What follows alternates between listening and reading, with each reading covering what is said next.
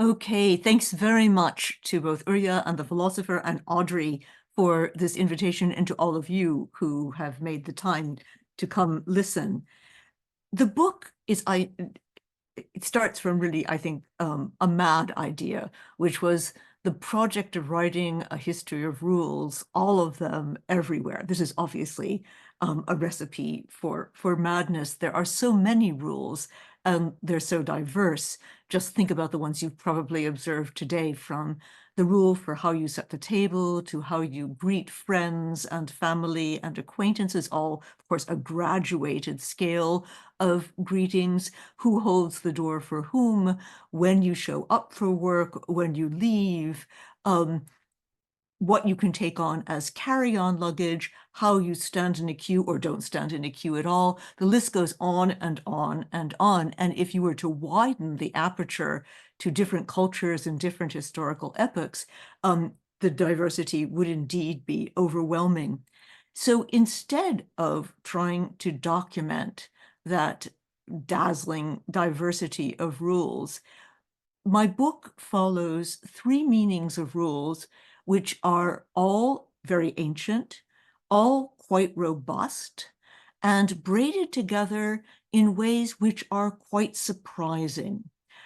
Two of those meanings, which date back really to Greco-Roman antiquity, and perhaps before, I should say that my book follows a tradition in the languages which I command, and one hope for the book is that it will stimulate others with other languages and knowledge of other traditions to research further. But in that tradition with which I'm familiar, two of those three meanings are still quite familiar to us.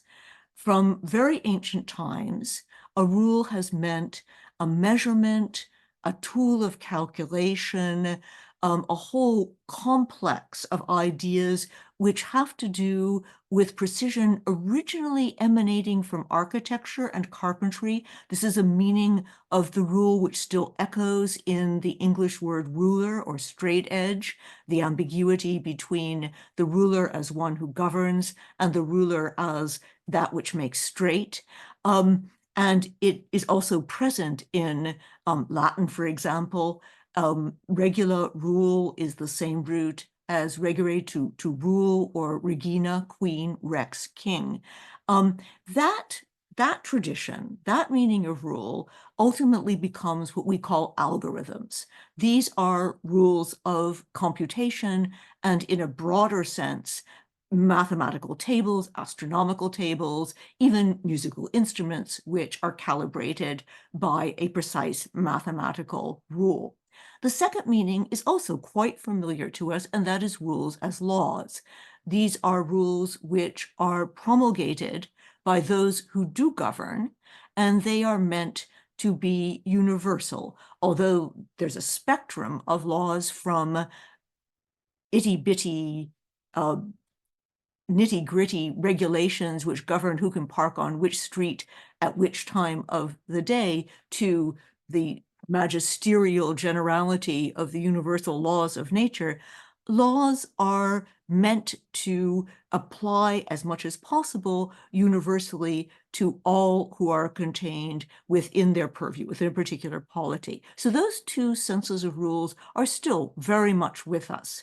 The third, however, which was the predominant sense of rule for most of the history that I cover, from, let us say, about 1000 BCE to the present, this is the rule as a model, as a paradigm. One example given in ancient texts is of a statue of a beautiful young man, the spear bearer, called the Doryphorus in Greek, by the Greek sculptor Polykleitos, which later art critics, for example, Pliny the Elder, the Roman admiral and naturalist, called the model, the rule, the canon, the Greek word for rule, of male beauty. This sense of rule is not only lost to us. For those of us who know a particular tradition within the history and philosophy of science, namely that of Kuhn's paradigms, this kind of rule seems to be the very opposite of what we understand by rule. It is a notorious conundrum in the history and philosophy of science, a Wittgensteinian conundrum, that paradigms or models, following a model, following a paradigm, cannot be reduced to rules, that these are two very different forms of attaining knowledge. So the book traces all three of these traditions, devoting 2 or 3 chapters to each, including a chapter on exceptions, on bending the rules and breaking the rules. And because the rule as model is perhaps the most unfamiliar, perhaps I'll take a moment to give a few concrete examples of how this might have worked.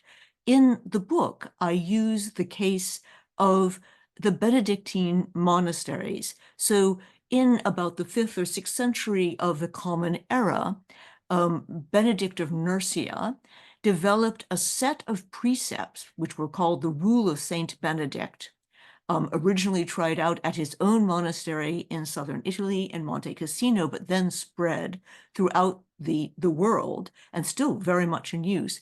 These were a set of 73 chapters or precepts that govern every detail of life in the monastery. The rules stipulate what the monks can wear. It stipulates when they go to bed, when they get up, when they eat their meals, what they eat for their meals. They eat 1 pound of bread a day, 2 cooked vegetables, and a hemina, which is about 1/4 of a liter, of wine, not a drop more, not a drop less. On and on and on the rules go in maniacal detail. If micromanagers have a patron saint, it is surely Saint Benedict. But each of these precepta, as they are called, is followed by an exception. So, for example, one of the rules is that the monks must eat in silence, except for the voice of one monk who has been designated to read passages from the Bible, unless the monastery has a visitor and the abbot wills that the visitor should have a pleasant interlocutor at meals. All of the monks receive only 1 glass of wine per day, not a drop more, not a drop less, unless they have been laboring under a hot summer sun and come unusually thirsty to their midday meal. All of the precepta have this form, a rule, in our sense, articulated with no ifs, ands, or buts, followed by a whole list of ifs, ands, or buts. And at the end, it becomes clear that the rule of Saint Benedict is not any of the precepta. The rule of the monastery is the abbot. He is the representative of Jesus Christ on earth. And his will, his discretion, a word which occurs almost over 100 times in this rather short document, his discretion is in fact the rule of the monastery. It is the emulation of the abbot which constitutes the rule of Saint Benedict. And it should be said, given the short life of most utopian communities, that it is impressive how this elasticized rule, elasticized by the discretion of the abbot, is still in use in Benedictine monasteries, not only in Italy, but anywhere you go where there is a Benedictine monastery, be it Hawaii or South Africa. They will be all following this 5th or 6th century set of 73 precepts, made bearable and flexible by the person of the abbot. As I said, this is a sense of the rule which has gone underground. I hesitate to say that it has disappeared, because I think that in fact we use it on a daily basis. Excuse me. Perhaps most obviously in the way in which small children learn to navigate the straits of their culture. We do not hand small children a book of etiquette, and yet by following the example of their older siblings, their parents, their teachers, they learn what the rules are, both explicit and implicit, in the culture in which they happen to be reared. One arc of the book is the long history of the model and its decline after about 1800, and the inexorable rise of the first of those three meanings, namely the algorithm, after that time, and an increasingly mechanical understanding of the algorithm. Another theme of the book is the contrast between thick and thin rules. Thick rules are rules like the rule of St. Benedict, which anticipate a world which is heterogeneous, unpredictable, full of variability. These are rules which require discretion to apply because the rules cannot foresee all the eventualities to which the rule must be applied. These are rules which are often associated with models, but not only with models, they can also be associated with laws. And the exercise of equity in the law is an example of a legal code which also imagines itself as a set of thick rules, rules which anticipate exceptions, anticipate variability, and make this part of the formulation of the rule. You might imagine a thick rule as like the Michelin Man, made of inflated pneumatic tires and upholstered against the shocks of the road. In contrast, thin rules, imagine the thin rule as a stick person. Thin rules anticipate a world with no surprises. This is a world in which the trains run on time. It's a world of just-in-time supply chains. It is a world in which you can keep a calendar for months, even years into the future. Thin rules are peremptory, imperative, they are articulated in bare bones fashion, and they do not include the kind of upholstery of exceptions, variable cases to prepare the rule follower for a world which is full of surprises. Initially, when I wrote this book, and this will be my concluding remark, when I wrote this book, I dimly had in mind a narrative which is all too familiar to historians. It is the narrative of modernization, in which we go from a somewhat chaotic world, a world that is unpredictable, highly variable, to one which is increasingly predictable, standardized, homogenized, a world that evolves from thick rules to thin rules. Then came the pandemic, which jolted this idea out of my head. And I began to realize that the empire of thin rules is in fact an empire which can occur at any moment in history in which there is the political will and the technical infrastructure to create islands of order in chaos. But this archipelago of little islands or oases of thin rules can at any moment capsize into a world of thick rules by a revolution, a pandemic, when all bets are off and we once again shift from thin rules to thick rules. And I think I'll stop there. Thank you very much for that. That's really brilliant. And yes, it is a very brilliant book. What's so brilliant about it actually is that you go into such great detail and anecdotes and illustrations and examples, and yet you manage to untease very clearly and give us a sense of how things developed. And especially what I found so fascinating is something that you mention a bit en passant, but actually, which I've come to realize is perhaps really, really important, and which we discussed before this session started, is this precisely that rules, the term rule used to encompass different meanings, which would seem actually contradictory, and to be narrowed down precisely to that thin rule. And I'd like to develop a bit with you this shift from the implicit and the tacit knowledge and these thick rules and the use of judgment and discretion to the shift to thin rules and finite step-by-step procedures where everything is incredibly explicit and which allows no space for determination or ambiguity. And this may perhaps what we see as a desire for precision, a quest rather for precision in order to master the world. What do you think, could you tell us more about this shift over time?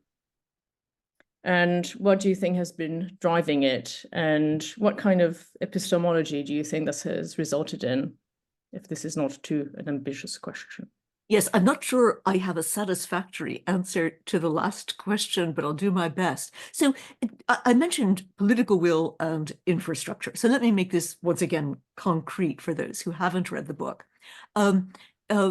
Imagine yourself plummeted into an early modern city, say Paris or London in the 16th, 17th, even the 18th century.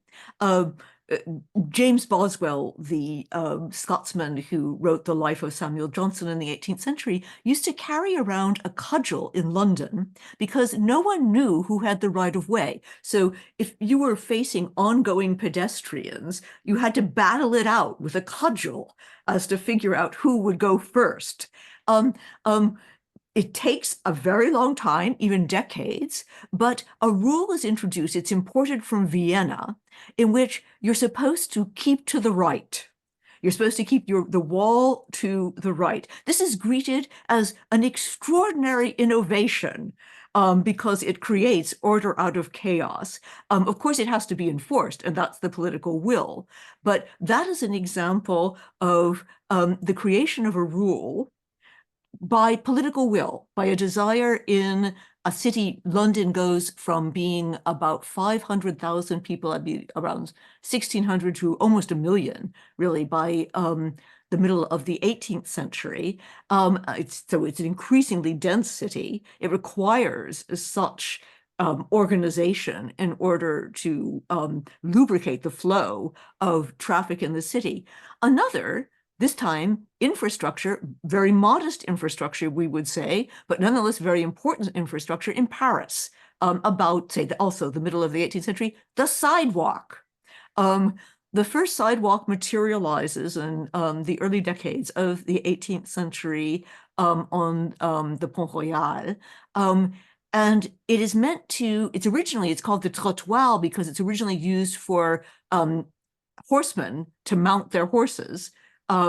Because they get a leg up to go up. But it's used for the first time to segregate pedestrian traffic from carriages, horses, market stalls, and the like. So those are two examples, one of political will in the case of the rule to go right, the other of a very modest form of infrastructure, which create increasing order in what had previously been a higgledy-piggledy situation within the early modern city. What you see in the course, especially of the 19th century, is an enormous acceleration of both the political will and the technical infrastructure. And it often takes the form of standardization. So anyone who has ever looked at a pre-modern cookbook knows that if there are any quantities, they are of an extremely whimsical sort, a lump of butter as big as a walnut, or a bit of sugar as big as the tip of your nose, or something of this kind. All of the measures that we use now are developed and promulgated in the course of the 19th and 20th century, as is the standardization of temperatures, for example, in ovens, the control of heat in cooking. These are signs of a world which is ever more interdependent, and you need only look at the networks of telegraph lines and steamship lines by the second half of the 19th century to see how interdependent much of the world has become. So that's an attempt at an answer to the first part of your question. In terms of epistemology, I think this is part of the story of how models are replaced by, if not algorithms in the calculational sense, algorithms in the cookbook sense. So here I'm using algorithms in a broader sense, which means any step-by-step process which is specified that if you have a certain input, you will get a certain output in a definite number of steps, and the steps are meant to be as idiot-proof as possible. Think of the IKEA instructions for assembling your bookshelf. That shift is also a shift that we see in epistemology. And one of the most frequently leveled criticisms against Thomas Kuhn's Structure of Scientific Revolutions, a book which was first published in 1962 and had an enormous impact on epistemology in the philosophy of science, often a very contentious impact, was that Kuhn says the way in which scientists usually learn how to do science, how to do good science, is by having a paradigm, a model, and that this cannot be specified as rules. Much of the reaction against that view was that to say that something cannot be specified in rules is to make it ipso facto irrational. So the implication here is that the rule as model stands opposed to a certain view of rationality as a unambiguously, clearly specified, finite set of mechanical instructions. Yes, that's really wonderful. I mean, and which leaves no longer any space for judgment, discretion, tacit, this idea that we're all spoon-fed everything. And precisely, I mean, maybe perhaps the one of the big questions I was left with when I finally read the conclusion to your book was precisely if thin rules, as you say, anticipate no surprises, then why have we been witnessing such a proliferation of them in a time of increased volatility? I wonder how much proliferation we are going to witness, frankly. I think it's very interesting. I was talking recently to an anthropologist of India who studies the tech center in India. And she said one reason why the tech center in India has been so very successful is not necessarily that it is developing software, which usually comes from Silicon Valley, or hardware, which is usually made in China, but because the Indian IT people are geniuses at applying this kind of technology to places where you have a very weak internet signal, where perhaps people don't have phones that have the same capacities as you might have in London or San Francisco, of adapting this technology to a very wide variety of contexts. So there's a kind of agility in that response, a nimbleness of mind, which is very reminiscent for every early modern historian, very reminiscent of what it was like to live in early modern society, in which one thinks of the sort of fairy tales of that period, Dick Whittington and his cat, or Puss in Boots, the French version, which is of quick-wittedness, an ability to adapt to a changing context that is evolving often in very surprising ways. So one way of thinking about this is that the intelligence which is adapted to thin rules is increasingly going to give way to a kind of quicksilver intelligence, which is much more adapted to a world of thick rules. Yes, and that was my reflection. I am actually myself quite familiar with Dick Whittington, since I was in a musical as a child, singing a lead. I mean, but thinking about this, I mean, we're left with two strategies. Either we multiply thin rules ad nauseum, and you're quite clear in your book that, precisely the more we multiply these rules, the more we multiply thin rules, the less they manage to stick, and the less it kind of erodes a bit structure. Or perhaps we go back to something more akin to a model, and which we then can tailor, which we then can adjust, but which perhaps gives us a more general sense of grounding, precisely a sense akin to a sense of certainty. Yes, I think certainty may be very elusive. Yes. So the yearning, one reason why thin rules we crave thin rules. And as I say, as someone who spent 8 hours waiting for trains today, I do crave trains that run on time. Um, uh, One reason we do is because we like being able to plan our lives. We like predictability. There's a whole school of jurisprudence which argues that the main function of the law is not to deliver justice, but to deliver predictability in our lives. So that gives us some sense of what a high value we place upon predictability. So, and the question is, first of all, is this desirable? What happens to us as people if we actually create one of these oases of thin rules? And secondly, is it possible? Is it possible? Exactly. Yeah.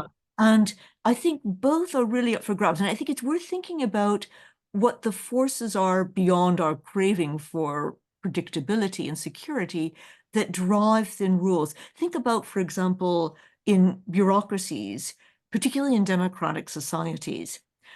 I'm sure everyone has had the experience of dealing with a bureaucracy, a government bureaucracy, which refuses to bend a rule which is obviously unsuited for the case at hand, which obviously never intended to be applied to the case at hand, and receiving an obdurate answer from a stony-faced official.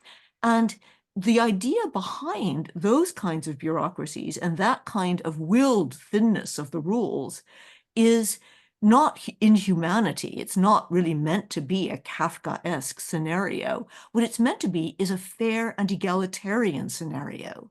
So a great deal of the distrust of discretion is a democratic distrust that it might be abused to give privileges to some and to withhold those privileges to others, which is not an entirely unreasonable fear. So there are political forces, and not unreasonable political forces, which militate in favor of the rigidity of thin rules in some cases. The other, of course, is our technological infrastructure. And here you need only think about your online existence, particularly the last time you had to fill out a form online, and realized that either your postal code was in the wrong country, or you may not fall into one of the categories, male or female, which you're supposed to check on the form. And you realize the extent to which the thin rule has been devised without due attention to the actual variability in the world. Yes, thank you for that. I mean, you do talk about indeed how, how discretion and judgment have fallen to distrust, and you actually trace the genealogy of the fear that this will carry a form of arbitrariness. And you even go to as far as mentioning the state of exception and Carl Schmitt. Do you think that the multiplication of the infinite, well, not the infinite, but the proliferation of rules, that are constantly updated, as we have with, algorithms, for example, risk ushering into a form of state of exception? Not decreed. That's a very interesting thought. Not decreed by the sovereign, but by what effectively acts as the sovereign today. Let's just call it the algorithm. Yes, that's what I've been thinking about. Somewhat conspiratorially, right? No, I can easily imagine and indeed instantiate, let us say, an instruction book. So my husband's car comes with an instruction book, which is written by German engineers and which is as big as an encyclopedia volume. And it's meant to make everything transparent.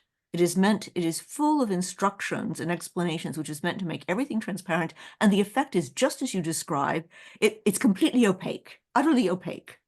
Yes. And you can imagine similarly that a regimen of thin rules, which is meant to serve the ends of transparency and fairness, in fact, will have, as it multiplies and complexifies, exactly the opposite effect. It will become a kind of cat's cradle tangle of rules that no one can master, which may not be consistent with each other, and which one can be invoked against the other depending on the situation. Yes, no, I mean, I'm also thinking of that question in particular because a few sessions ago, actually the first session of this seminar was with Orit Halpin and Rob Mitchell on the smartness mandate, where they actually, show us how, algorithms, they tend to create these structures which are derivatives. So it's crisis after crisis. It's rule after rule, which is constantly updating, kind of trying to catch up in order precisely a bit to run off to that dream of the perfect society, clockwork society that gives the illusion of running perfectly smoothly, even though, as we know, there are many people behind, cleaning up behind those models. They don't actually work so smoothly. Anyway, why don't we perhaps open the floor to questions from the audience, perhaps at this point? Yeah, we've had a lot of engagement and lots of questions. So shall we dive right in? I'll start with the first question that's actually just come in from Anne. Anne thanks you and says it's such a wonderful conversation and asks, aren't thin rules actually models of imposed control and dominance? And if so, what are your observations in terms of warning us about big tech's future role in personal and societal experiences? Yes, I think thin rules is exactly what they aim. It should be said, in fairness to rules, all rules impose dominance. That is their raison d'etre, is to impose dominance. But thin rules have a characteristic which is, particularly when they're formulated technically as algorithms that are built into machines, in which they become irrefragable. Rules which are made, including thin rules, which are made by human legislators or bureaucrats who cast them out into regulations, always have an author, and an author who is to some extent responsible for whether or not they function and function fairly in the real world. The moment the responsibility is shifted not to the programmers of the algorithm, but to the algorithm itself, there is no court of appeal. It becomes indeed a invisible sovereign, an almighty sovereign who can never be held to account. So I think this goes back to something that Audrey said at the very end of our conversation, which is the people cleaning up. So there's always a sense, and not just now, when we think about, for example, all those Facebook moderators who are trying desperately to clean up the messes made by algorithms insufficient to their application. This has been the long history of algorithms. If you look at the history of big calculation, the calculations that went into the Manhattan Project, for example, or wind tunnel calculations for airplanes, there are always people who are checking those calculations to make sure that they were done properly. So some of you might remember the moon lander disaster of 1999, in which, using the most sophisticated computers available, some engineers punched in metric numbers, others imperial measurements, causing this multi-million-dollar object to crash into Mars, the surface of Mars. So there always has to be someone who is standing back, a human being saying, wait, are those the right numbers that we have punched in? Audrey, did you want to come in? Okay. I'll move on to the next question by Dean, who asks, how does the advent of industrialization and the hegemony of capital influence and determine the movement from paradigm to precise algorithms?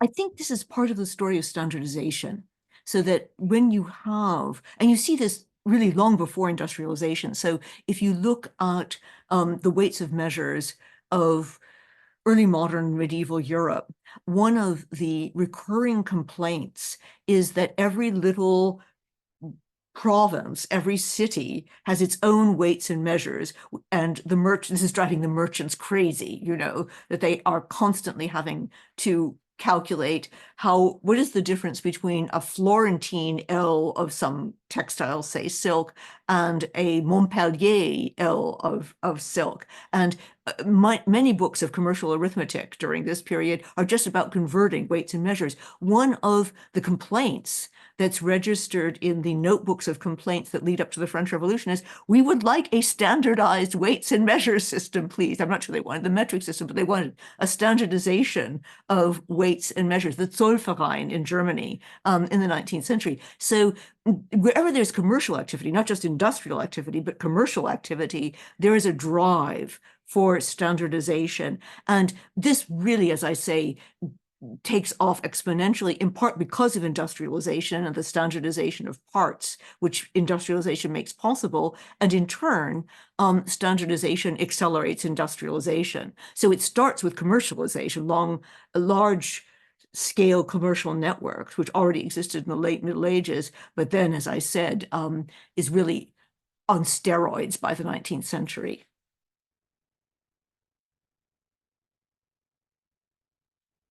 Thank you. The next question is by Zeno, who asks, is there a dimension to your story of known, unknown, and secret rules? What a good question.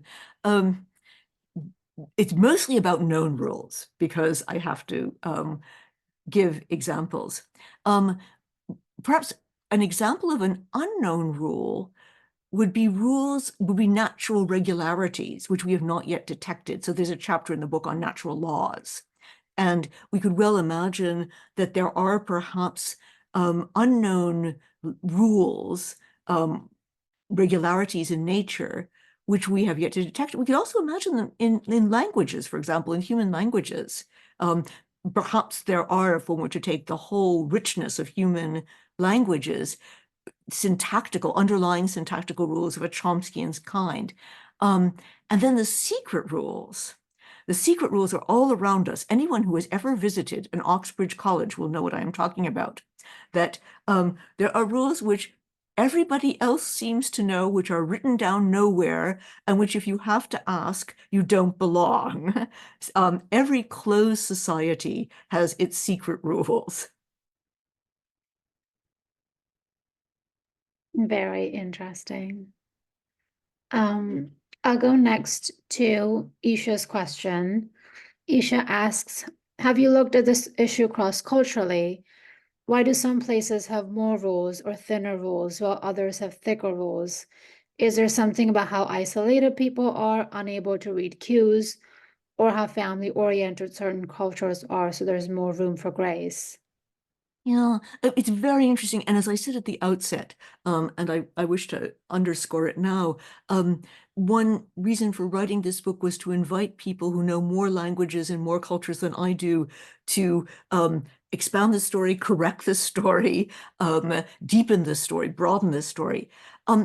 If I were to throw out probably a reckless hypothesis, it would be that thin rules evolve in situations where you have interactions among very different cultures. And just as languages tend to simplify, English is a very good example of this. So if you compare English to Latin, for example, much less to a language like Sanskrit, it's a language which has lost all of its declensions. We've also lost the the second person familiar form, which French and German have retained. We are fast losing the future tense. We've already lost the subjunctive. And this is the language of a mercantile people. This is a language in which, because of the imperial history of Britain, but before that it's mercantile history, in which there was a great deal of interaction with other cultures and other peoples, which leads to a kind of radical simplification and an attempt to minimize ambiguity, the thin rule. So that would be my hypothesis. It's a testable hypothesis. Yeah, it's a very interesting hypothesis indeed. If there's any linguists in the group, please do chime in the chat. Okay, next question is from Chris, who asks, do you see the world as a succession of periods of prominence, so thick rows followed by thin rows and vice versa? And can types of rows be used as a proxy to identify the level of uncertainty in certain periods of time? Yeah, I think that I'm rethinking what I said in the book, in light of conversations like this one, which I found enormously helpful. So, in the book, because I ended up finishing the book during the pandemic, I developed this idea of oases of thin rules, which could erupt at any time in history at any place, but which were always precarious, always fragile. But I'm beginning to wonder whether or not we all coexist in worlds of thick and thin rules. So let's go back to the situation of the Oxbridge College. So the Oxbridge College is a world of definitely a world of a lot of rules, but most of them thick rules involving a great deal of discretion and tact and finesse on the people who follow them. But it's very much an island. And the moment somebody steps out of Balliol College in Oxford or Trinity College in Cambridge and does not respect the traffic rules, he or she will be run over by a bicycle. So then you've entered the world of thin rules, and it's as much as your life is worth that you realize that you've crossed the boundary between a world of thick rules and thin rules. And I think that's very characteristic of how we live. I think we are always shifting with considerable dexterity and adroitness between worlds in which there are thin rules and thick rules. And it's a really interesting thought as to how we learn how to do this. Yes, I mean, if I may jump in here for 3 seconds, ironically, I mean, you show very well how these interact together and how maybe it's more of a spectrum than we'd like to admit. Yes, I think especially is more of a spectrum than we would like to admit when there are charges of arbitrariness. I mean, something, if I may jump here again, you touch on it quite briefly, the question of colonialism, where you quote the example of how the British exported their rules to India, and how, I mean, you don't go in great detail and how that didn't quite work out, or that kind of created some kind of syncretism. Yes, so I think this happens with many cultural encounters. Yes. And the difference, of course, is the power asymmetry, that if you have an imperial power, their rules tend to take on an authority which makes the syncretism not exactly an equal blend. And I think one thing that is really quite interesting is the work that's been done by historians of religion about the ways in which not only the British, also the French and other imperial powers insisted on pressing the belief systems of other cultures into the framework of religion, a recognizable religion. So, and a religion which was about orthodoxy, that is, about having a set of beliefs like the Nicene Creed, for example, as opposed to orthopraxis, having a religion which was all about practices, which did not have a doctrine, a set of doctrines, and then legislating according to the schema of religions. And perhaps the most notorious example is the legislation in the India under the Raj, I think in the 1920s, concerning attempts to pacify relationships between the Muslim and the Hindu populations. And this all conceived very much in terms of the Catholic and the Protestant populations at home. So that I think would be one example. And as I say, it's a situation which really has to, I think, be studied on a case-by-case basis because of the role of power asymmetry in tilting the balance of whose rules get syncretized, whose don't. Perhaps we can take another question. Yep. So we've got one clarification question. An anonymous attendee asks, they're not quite sure how to understand rule as a model in the way that you described it and its distinction from algorithm. So they're saying it seems to them that the monk's example can be translated into algorithms if you incorporate features like loop in modern programming languages. So they say follow this loop until you encounter an exception, X, and then move on. And so they're just asking if you could spell this out again, and they're wondering if the distinction is based on kind of a deeper underlying epistemology. Okay, let me take another example, which is a more mundane example to see if I can make the distinction clear. So look, imagine that we set a toddler, say a 3-year-old, and a machine learning program the same task, which is to reliably identify giraffes. If you show a toddler 3, 4, 5 pictures of giraffes, the kid has got it. The kid can identify a giraffe in the zoo. The kid can identify a giraffe painted in rainbow colors. The kid can identify a giraffe in evening clothes. The kid has got giraffe. The machine learning program can also reach the result in which it can also, in most cases, do so, but it has to be fed 100,000 examples in order to do this, to reach the same conclusion. And that is the difference between following a rule, learning a rule by example, versus learning it algorithmically. They both can reach the same achievement, but they clearly do it by very, very different means. That's really helpful. Ooh, I think we've had another question come in. It's by Chris, and Chris asks, do you think a regime of thin rules constitutes a bona fide value or ontological commitment in itself? Or is it better understood as a historically contingent system, which then shapes people's values and or their ontological commitments? I think actually both. I realize this is a very unsatisfying answer, but I don't think, because thin rules are really expensive.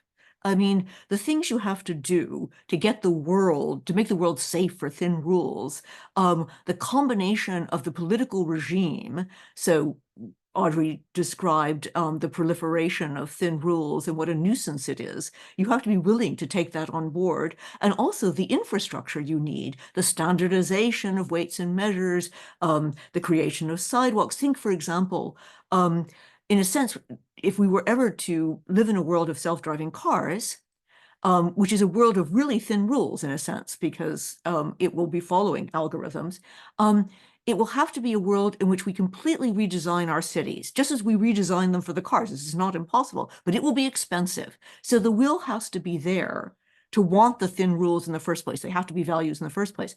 But once we have them, then they become values in and of themselves. And as I say, I think most people's experience of the pandemic was a rising sense of panic when the thin rules snapped. I think your answer leads really nicely to the next question we have by Filippo, who asks, what is the relationship of thin rules with exceptions? After all, the handling of COVID has shown us that governments like to regulate behavior with the law of exceptions. Yes, I think that's a really good question. And it's absolutely typical of what happens when a world of thin rules capsizes into a world of thick rules suddenly. Suddenly, you're constantly having to make exceptions because there are all of these hairpin turns in terms of finding out new things about the virus, finding out new things about how people behave under situations of constraint and the like. And that's very typical. In law, there's something called prerogative, and under monarchies, it was the royal prerogative, which was to suspend rules, normal rules, in, for example, cases of great danger, a foreign invasion, for example, or an epidemic. And that's a situation in which exceptions multiply. And it's a really interesting situation because it means that the otherwise suspicious faculties of discretion and judgment must emerge not only, they're always there, but they're in the shadows. They have to emerge out in the open. And that leads to a political discussion, which we saw enacted in many countries, of people feeling that their governments had become arbitrary sovereigns